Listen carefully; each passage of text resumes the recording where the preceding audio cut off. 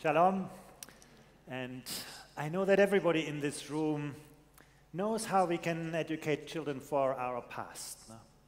And people like you for doing that. Parents like their children to be educated, how they learned, and sometimes they get very nervous when their children learn differently and different things.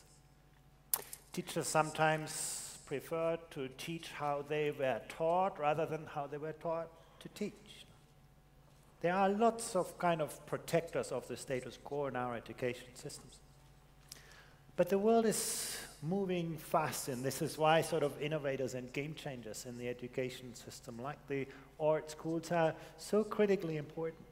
And there are more and more of them coming up, and our world actually needs these kinds of changes. If you think about the impact of technology, technology is connecting people, cities, continents. It empowers us in ways that we could never imagine before. No? But it's also made the world more volatile, more complex, more ambiguous. Think about the world of information about us. Technology is incredibly democratizing. Everybody can participate. Everybody can engage in ways we could never before. But it's also concentrating powers in ways that we have never seen before. Google makes $1 million for every employee, 10 times more than the average company in the United States. This is scale without mass, leaving people totally out of the equation. Technology is incredibly particularizing. The smallest voice can be heard anywhere. No? But it's also squashing individuality, squashing cultural uniqueness. It's incredibly empowering. If you think about, the biggest companies in the last 10 years have been created by a big idea. People had the idea before they had the product. You no longer need a big factory, a lot of money to do something great. And actually, Israel is the best example for this. For those who have the right skills, it's incredibly empowering. But also often we trade our freedom for, convenience. We follow the advice and dictates of technology. So it's disempowering as well. And where you end up on this kind of chart has a lot to do with how we develop our education systems. If you think about the world of information these days, fake news world, the post-truth world. Literacy in the past was about you knowing something, extracting information, learning from what has been written. Literacy in the 21st century is about constructing knowledge. In the past, if your students didn't know the answer, you could show them to an encyclopedia, ask them to look the answer up, and believe the answer to be true. Now, that's great. No? Today, you look up something on Google or Weibo or wherever, and you find 50,000 answers to your question. And it's no longer about knowing something, but it's about having a kind of compass and the navigation tools that help you find your way in this world. No? I think about the social media world. No? The world is more and more diverse, but technology is sorting us into these echo chambers and bubbles that make us think about people who think like us, work with people who like us. No? Again, the kind of knowledge, skills, and character qualities that we need to create the kind of bridging social capital that moves us together. That's the challenge of tomorrow. This is just an illustration. In fact, we just heard that. We asked 15-year-olds in our PISA test, to what extent, do you really depend on technology? And you can see in Israel, half of the boys and girls at age 15 say, I feel really bad if I'm not connected. No? Being connected has become like drinking water or breathing air. And in some countries, it's 8 out of 10 students. No? You consider use of technology outside school in most countries. Yellow dot is about 2012, blue bar is 2015. In some countries, in just 3 years, that share of the time has doubled. No? It's a lot of time that young people spend connected to the world. No? It requires a different education. If you think about the world of work, we've seen a decline in the demand for manual skills. Now robots are taking over whole factory, everybody knows it. But in fact, the steepest decline has happened in what we call routine cognitive skills. Now, the kind of things that are easy to teach, easy to test, have also become easy to digitize, to automate, to outsource. That's the dilemma for education today. The things that we know how to do best are disappearing quickest. The issue is no longer that school is not effective or efficient. It's that it's risks to become irrelevant. In fact, when you see the rise in the demand for skills has been in what we call non-routine analytic skills, this is not about reproducing what you know, but extrapolating from what you know. Use your knowledge creatively in unfamiliar situations. But I also want to point you to the green line here. This is about social skills, the capacity to collaborate, compete, connect, work with people who are different from you, work with people who think differently from you. This is where the modern world puts the premium. And of course, we write those things nicely in our curricula. Now, that's not the question. But then, in school, we put people behind individual desks. And at the end of the year, we test them individually. You just have to be better than your neighbor. Now, that's the kind of game. Sort of working against the need for social skills that we see in our economies, our societies. Well, in PISA, we track the progress of education systems. And we focused our last assessment on science. That's very close to your agenda. And this was not the first time. The first time we did this was in 2006. It's very hard to think back as far as 2006 these days. No? But one day you can remember it was the year before the iPhone was invented. No? We didn't have smartphones in those days. No? Twitter was still a sound. The Amazon was still a river. Lots of things that we take for granted today did not exist. But now look at educational progress. Students, of course, learn more things.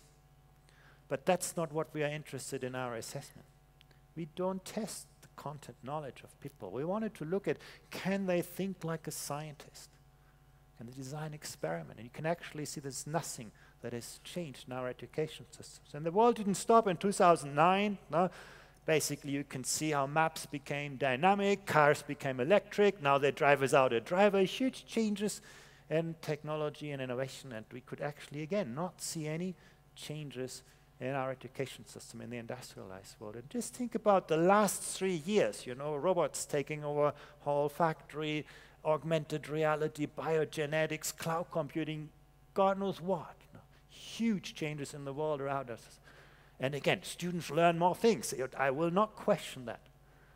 But their capacity to think like a scientist is actually going backwards. There are some countries that are an exception to this. You can see sort of in Europe, for example, Portugal is a good example. Now they're sort of making their way forward. A very interesting sort of small country in Europe, really progressing fast. And you have countries like Singapore that move from good to great. No? But you can count them on a hand. A few countries with real progress. Israel is also among them. You can see sort of slight progress. But again, the world is changing so much faster than our education systems. In fact, the gap between what our societies are looking for and what our education systems provide is becoming wider every day. You can see this in the toxic mix. We have, university graduates looking for a job, and at the same time, employers saying, we cannot find the people with the skills that we need. That gap is the biggest challenge of our times, and it's not just an economic, you find it in every sphere of social. And now I know, what you say, think is the answer. We don't do so well in science, let's teach more science. No? And in fact, this is true in a country. No? If in Israel you add 1 hour of science teaching, you get better science outcomes. If in the United States you add 1 hour of science teaching, you get better science outcomes. Now, this is something true. Within a country, adding more volume gets you better outcomes. But now look how this looks across countries. On the vertical axis, you see the learning outcomes. On the horizontal axis, the total volume of learning time. And it looks like this. No? The more time children spend in school, the worse they come out on the PISA test. And now you ask, how can you reconcile this? Within a country, time seems to be making things better, and across countries, time seems to be making things worse. Well, actually, the answer is not that difficult to find. The answer is that learning outcomes are always a product of the time that we spend and what we actually do. And you can see that on the next slide. It's a very nice illustration. Here you have the learning time. In blue is what you spent in school, and yellow is the time that you spent learning out of school, tutoring, homework, all sorts of things. No? And you can see that varies enormously across countries. No? The winner is the United Arab Emirates. No? 60 hours per week students spend learning. No? You look on the left side, in Finland, it's only about 35 hours. No? But when you now look at what students learn per hour, it looks like this. You can see that in Finland, students spend little time and learn a lot, and in the United Arab Emirates, students spend a lot of time and learn very little. It's not the volume of time that we spend, it's what we actually do with children. Very, very important that actually there's no relationship between, and you could make the same chart about money, lots of other things. Golden and Katz have written a nice book about the race between technology and education. Before the industrial age, neither technology and education made a big difference for the lives of many people. But then came the Industrial Revolution, moving technology ahead of people. And today, of course, we live on the Industrial Revolution. It's changed our lives. But you wouldn't have wanted to live in those times. Most people were left very badly behind. But then, we invented public schooling, putting people in line with the norms of the industrial age, and it moved people ahead of technology, and that's basically created generations of prosperity. But since then, the model hasn't really changed, and now we face the digital revolution, which does exactly the same thing again, moving technology ahead of the capacities of people. And if you make your children almost as smart as a smartphone, they will not succeed in tomorrow as well. We're going to see again the level of social pain, and the question we have to ask ourselves is, what is it going to take to again move humans ahead of the world around us? Technology. Well, at the OECD, we are also trying to create a DNA of education. And it looks like this. It's basically three elements. It starts, knowledge is always important. Content knowledge, diminishing in value, changing rapidly.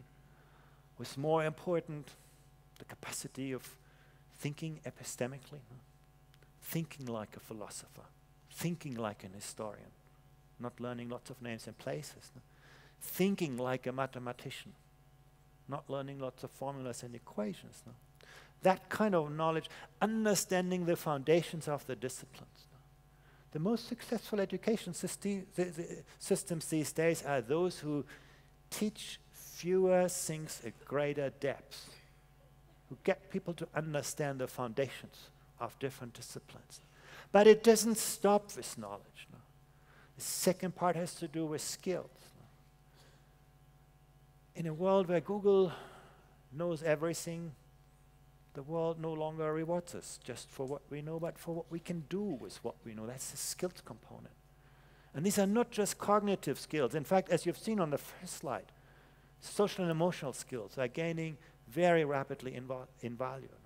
The importance for us to actually to work and live together. Practical skills as well. And again, when you think of the DNA, you think of a double helix. But there's a third very important part, and that's perhaps the most important part in this complex and rapidly changing world. Helping people to find their own place in this rapidly changing world and adjust the place as the world changes. Making ethical decisions, knowing what's right and wrong, what's good and bad. Those kinds of capacities, and I know many educators say, this is not our job, this is a job of families. But no, schooling has a very, very central role in this to play, and good schools, good teachers actually do that today. The reason why, when we do surveys, why teachers often, reject it as well is because they're afraid. They say, well, in the past, you judged us for what we taught. Now you judge us for who we are. This is a much more challenging dimension, but very important. And this intertwining is really about what competency really means. Your capacity to mobilize your cognitive, social, and emotional resources to do something. In the center really is what we call agency. That's the capacity to mobilize, to do something. And today, we need to think about co-agency as well. It's about co-creation of knowledge. It's all about learning is always a social process. This is the most central element of the world of education of tomorrow. And you can sort of look at 3 classes of competencies that we put really at the forefront. The first is the most obvious one. In a world of artificial intelligence, where anything that you can somehow structure is going to be digitized, the capacity of humans to create new value, to do things that are of intrinsic positive worth, is one of those key competencies. Our capacity to manage tensions and dilemmas, no? When things are no longer clear-cut, when there are conflicting worldviews, no? Managing this. No? Not teaching people the right answer, but teaching people to ask the right questions. And the last part is really mobilizing this, taking responsibility, taking actions. It's actually something that, again, in good schools we see every day happening, but it's not happening in the average school. And you ask yourself, how do you actually learn those things in school? First, I show you this in a little bit abstract form and then give you some examples. You learn this thing, first of all, by being able to anticipate. It's one of the most fundamental things that we need to develop, is our capacity to actually have an open mind, to have the eyes and ears to see how the world is changing. People who can think across the boundaries of subject matter disciplines are great in this. They just don't look at a problem through one disciplinary lens, but they're able to connect the dots where the next idea, next innovation is going to come from. This open-mindedness, very, very important. The capacity to anticipate, to be open, ready for when things can be. Nobody can predict the future, not even a day, not even a second. It's about anticipation. It's about reflection. Also very important. Can we take a critical stance? Can we question the established wisdom of our times? Do we help students develop their capacity? And then again, taking responsibility, taking action. That is a kind of circle that is critically important to build those kinds of key competencies. And you ask yourself, how is that reflected in our existing school cultures? One of the things that I did here is I mapped the existing school cultures against those ideas of the 21st century. And you can see we do quite well on communication, on problem solving, on critical thinking. Now, for example, communication is something we learn in the arts, in the humanities, in mathematics, in language, in health, and so on. Lots of things happening. But you go to the right side, self-regulation, finding my own way, understanding who I am. That's very, very rare. A little bit happening in health education, a little bit in language, a little bit in mathematics, but not really.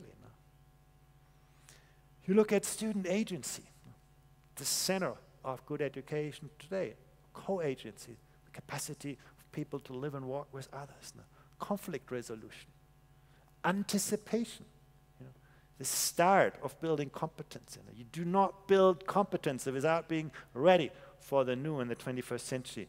It just does not happen in our existing school systems. Or entrepreneurship. You're a great country. This is the country of entrepreneurship. But you look at the school system, we do not give people this idea that, they should take risks, they should try out things, they are encouraged to do this. So there is a big mismatch between what we need to be successful and how our existing school systems work now. And, of course, curricula changes. We're very ready always to put something new on top. But that's actually been the biggest kind of threat to good education. What has happened in many countries is that school systems have become a kind of mile wide but an inch deep. We teach lots of things at really very shallow levels of depth. This is the kind of disease of schooling of our times. I give you an example. I told this last night to Eli Eisenberg. In the middle of the financial crisis, 2008, everybody said, oh, we need to teach our students, financial education. It's very, very important that they're prepared for this complex financial world. And then, in 2012, we thought, oh, well, why don't we look at actually how well this is happening? So we embedded financial literacy in the PISA test. And then, of course, we expected those countries that teach a lot of financial education to come out really well, and those who don't teach it to come out really badly. No? Actually, we didn't find any relationship between the teaching of financial education and the capacity of students to deal with financial problems. You know who came out on top of this test? Students in Shanghai. They had never heard about financial education. No? But they could think like a mathematician. They knew what risk is, what probability is. They knew those fundamental concepts of math and science. And they were able to extrapolate, apply them creatively to those new problems. And you know what happened to the children who were taught lots of financial education? As soon as we gave them a problem that was slightly different than the one they'd seen in school, they didn't know what this was about. Again, it's about teaching fewer things at greater depth. There's a long way to get from here to the map that you've seen before. And it has to do, first of all, for moving from sorting people, that's the great strength of education systems, to really finding out how people learn differently. That's what we can learn from a country like Finland. The strong capacity of teachers actually to find out how do people learn differently, the diagnostic capacity of teachers, personalizing learning, engaging with diversity in a positive way, instead of tracking, streaming, sorting people. Moving from routine cognitive skills, the kind of things that are disappearing, to complex ways of thinking, complex ways of working. And of course that requires a very different caliber of teachers. Moving away from, the standardized, compliance-based education systems to actually people who develop wisdom on the front line. Today, even the best education minister can no longer solve the problems or do justice to, hundreds of thousands of students and 10,000s of teachers in schools. But if we can actually mobilize the knowledge and experience of people at the front line, teachers, school leaders, who are already out there, who have great ideas. If we can capture that knowledge, we can build the best education system. It's easy to get knowledge into the system. It's really hard to get the good practice and experience out of the classroom into the system. But that's how today's most successful systems evolve. And that has to do with the work organization. We have this very kind of Tayloristic approach to teaching and learning. You are the teacher, you are the school psychologist, you are the social worker, and so on. We basically have we have made education less holistic. And it gets, again, you can learn that from the most advanced education system. If you are a teacher in Japan, you teach your students, but you also cook the meal with them, you do the sports lesson with them, you basically clean the classroom with your students. It's everybody's business, and as a teacher and students, you're all part of this. This is sort of taking responsible for student learning. And you teach about half of the hours that you teach in Israel.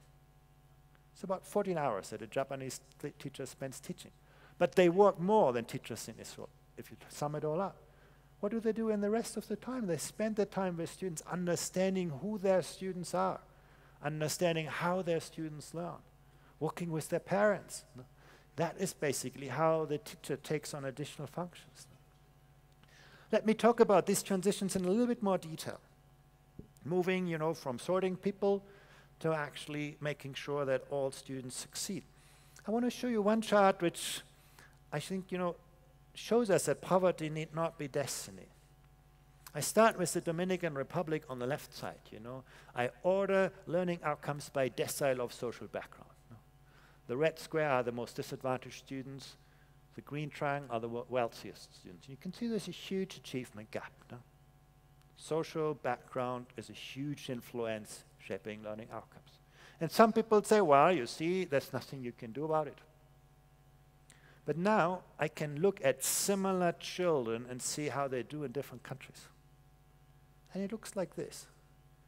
You can see that children from the same social kind of context do so differently across countries. Now you can look at the 10% most disadvantaged children in Vietnam or in Estonia, and they do as well as the average child in Israel or the OECD, and they do better than the 10% wealthiest children in much of South America.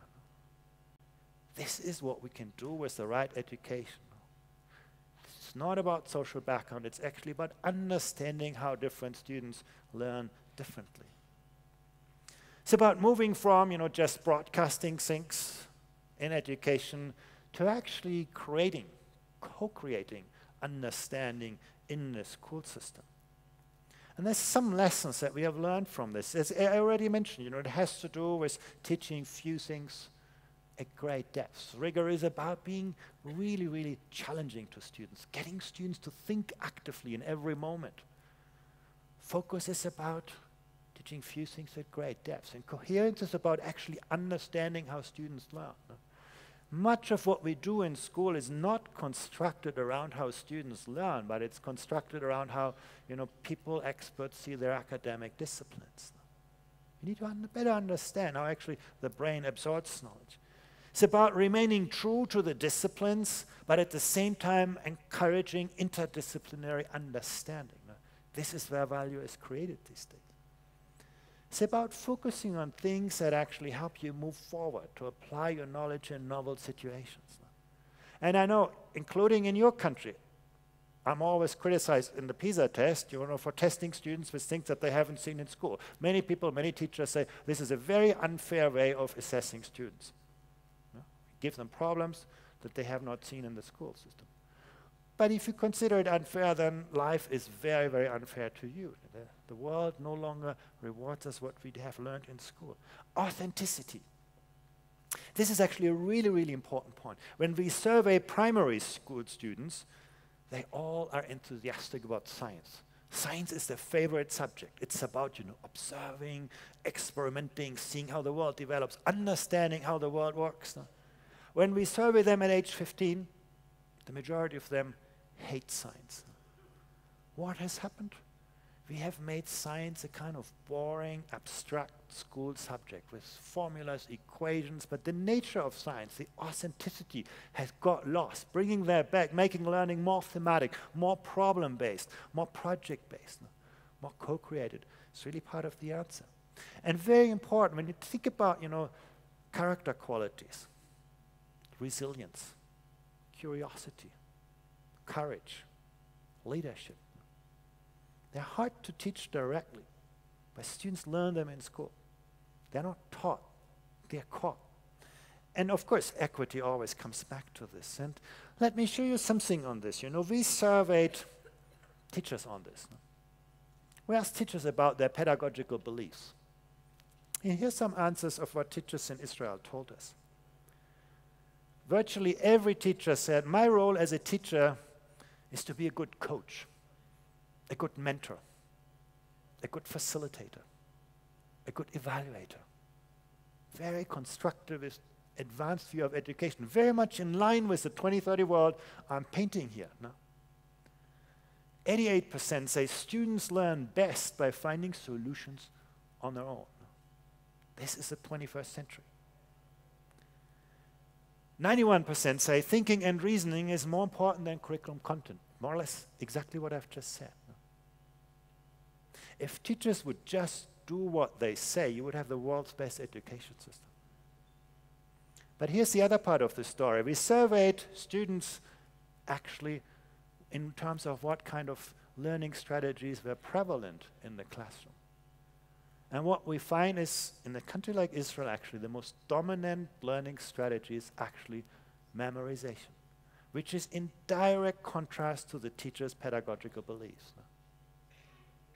Why is this a problem? Look at this chart.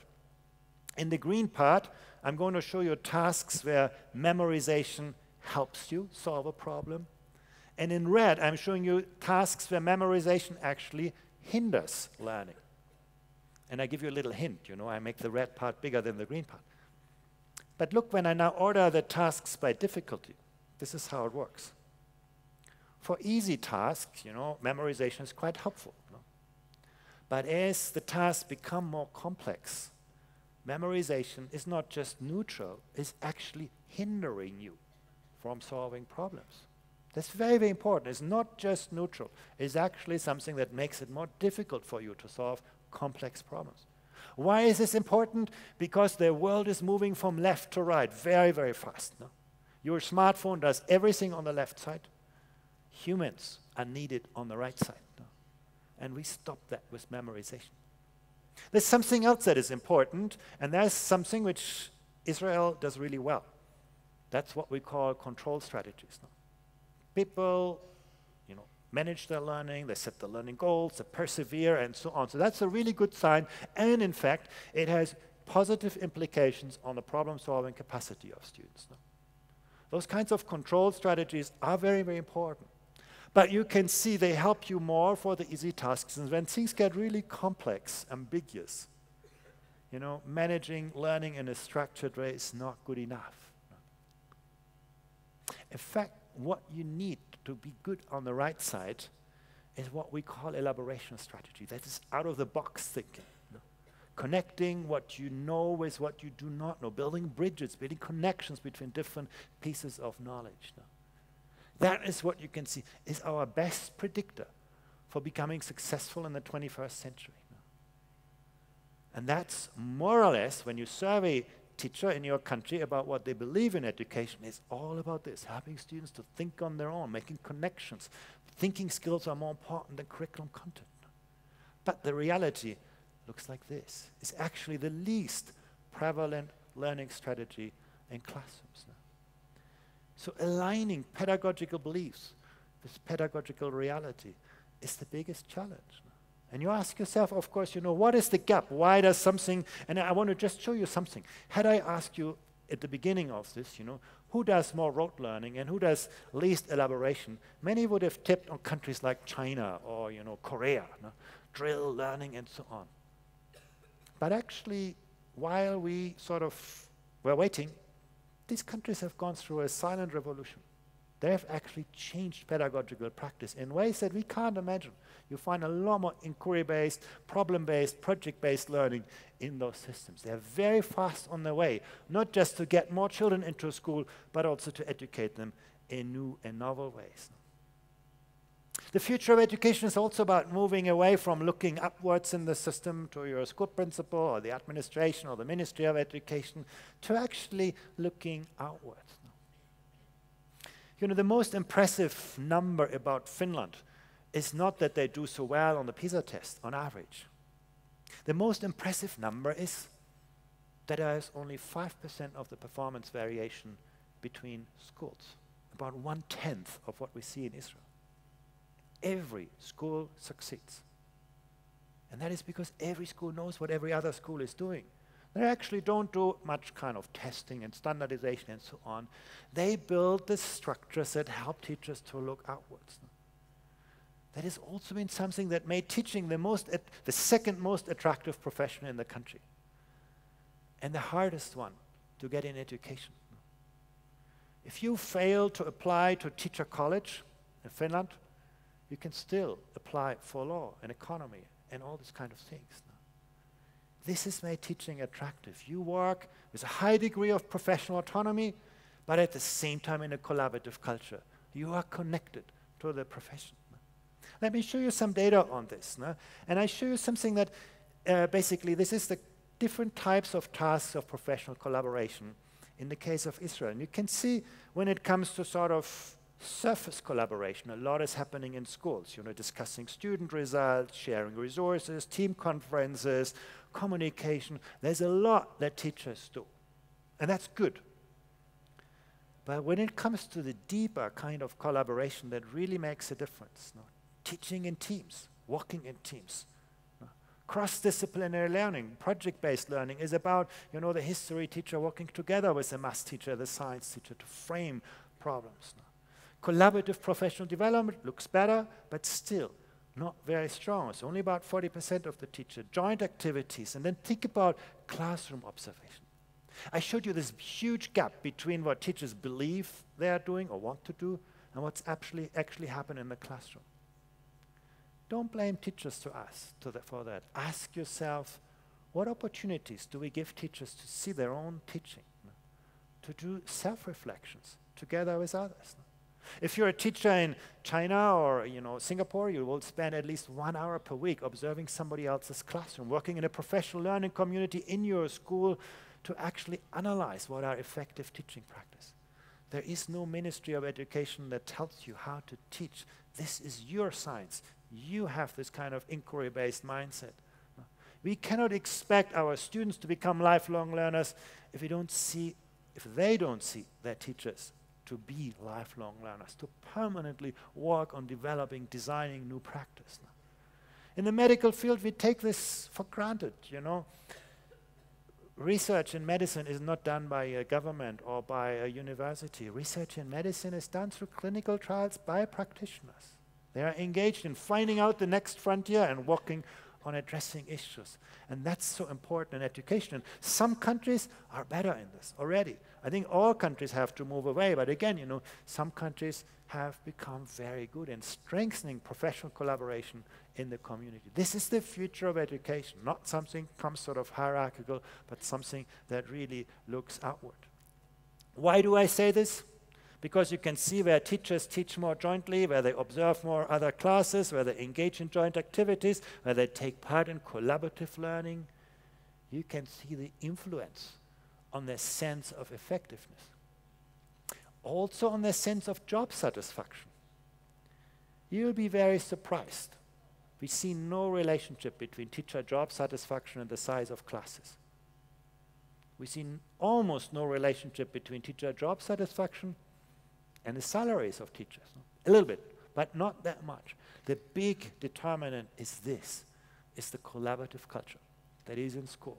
Are you respected as a professional or just, you know, as a kind of factory worker at the front line? That's the big differentiator here. In a way, you know, in other ways, we have reputational metrics that tell us a lot, that build trust between strangers. Now, that's the power of the digital economy. You know, you rent your apartment out to a total stranger. You buy something from someone who you do not know, because digital technology is building the kind of understanding. But in education, that's still a foreign world. Many teachers have very few means to look upward for their school and so on, and that's very important. Moving from administrative control and accountability, again, shifting information hierarchically, to actually ownership of professional practice. And again, technology can be a very powerful way to do this. One of the things that impressed me a lot when I was in Shanghai in 2013, they started to build a digital platform where teachers and school leaders can share their ideas, can share their projects, put things up for others to use, contribute to the profession. And the trick is that they combined that with a reputational metric. So the more other teachers download your lessons, criticize your lessons, improve your lessons, the more popular you become in the education system.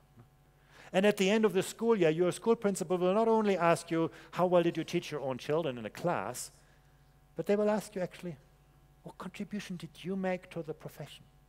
How are you respected by your colleagues? Seeing your part as part of the bigger picture, that's really what ownership of professional practice is, and what I think a profession is really distinguishing. It's moving from prescription, telling people what to teach, how to teach, to actually moving to professional forms of work organization as well. You know, the curriculum in Finland is 40 pages. Not for mathematics, not for science, for everything.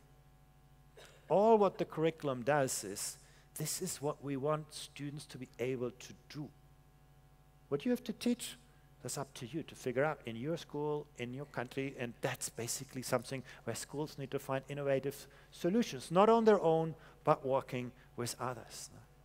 Professionalism is really about focusing on the internal motivation that people have, the effort, the contribution that people make to the profession. And there are three elements that we judge to be particularly important. It has to do, of course, with the knowledge base of teachers. But again, knowledge is not about just the content knowledge. It's also knowledge about pedagogical practice. It's knowledge about your students in your class, of every of your students. Do you really know them? And it's about knowledge about how students learn and understanding that different students learn differently. It's about professional autonomy.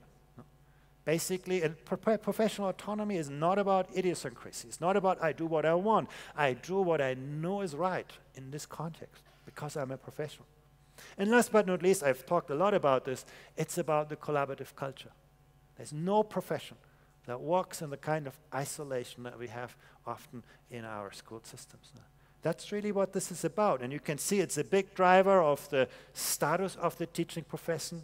This is really amazing. You only ask teachers, to what extent do you believe that society values you as a teacher?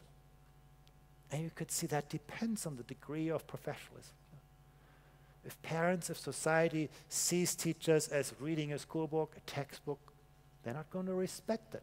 If they see teachers as working as professionals, you can see respect. It's about job satisfaction. It's about satisfaction with your work environment. And it's about your sense of being an effective teacher. Things are really, really important. The last point I really want to make is that we have to move away from a world where we divide things by school subjects, students by their destinations, all these kinds of walls that we have created in education that do not exist in the real world. Again, it's about thinking across the boundaries of subject matter disciplines, and connecting the dots where the next innovation is going to come from. That's really what success these days is about. The future is integrated, and the future is not about seeing learning as a place, bringing children into the classroom, into the school. It's about understanding that learning extends from anything to anywhere in our lives. This is the last chart I'm going to show you, and it's about the power of technology. Why should students these days, learn from a textbook that was printed 2 years ago and maybe designed 5 years ago if they can have access to the world's most advanced knowledge? Pedagogy. When we think about interactive, inquiry-based pedagogies, they're very hard to do in a kind of paper-based, abstract world. Technology can, open those avenues. Virtual laboratories can give people access to actually experimentation, designing. Very important. Making feedback faster and granular. In the past, we have the world of learning here, and then we have the world of assessment. And those people who do the learning job, the teachers, always look at assessment as something, oh, they steal my learning time to do assessment. Well, the future is about integrating the world of learning and the world of assessment, making assessment a seamless part of the learning process, providing constant feedback to learners, to teachers, to educators, to everyone. And of course, it's about collaboration and knowledge creation. Think about those kinds of examples. Now, that's a theory, but the very last slide that I show you is the reality is still very different from this. On the vertical axis, you see the learning outcomes. On the horizontal axis, you see the intensity of technology use. And you can see the way we use technology in the classroom today often makes things worse, not better. A little bit of technology seems to be positive. A lot seems to be actually doing more damage than good. We have, 21st century technology. We have 20th century teaching and pedagogy, and we have a 19th century school organization, and that creates those kinds of outcomes. No? We have to be a lot more innovative and creative to actually change those kinds of paradigms. And this is why, schools like yours, the ORT network, is so important. We need innovators and game changers in education who can actually show how success can be built and how success can be built systemically. Thank you very much.